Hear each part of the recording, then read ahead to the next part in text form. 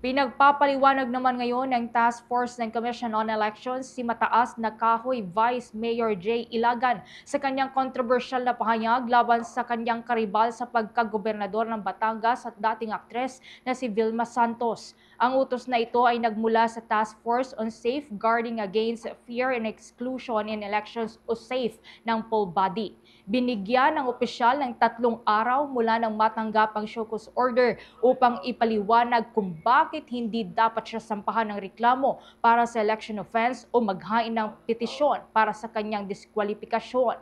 Ayon sa Anti-Discriminatory Panel, ang mga naging pahayag ng Vice Alcalde sa kanyang kampanya noong Marso 29 kung saan tinawag niyang laos na ang dating aktres ay posibleng paglabag sa COMELEC Resolution number 11116 o ang Anti-Discrimination and Fair Campaigning Guidelines ng 2025 midterm elections. Sa ngayon, ito na ang ikatlong show cause order na ipinataw laban sa kandidato para sa halalan ngayong taon dahil sa isang discriminatory remark.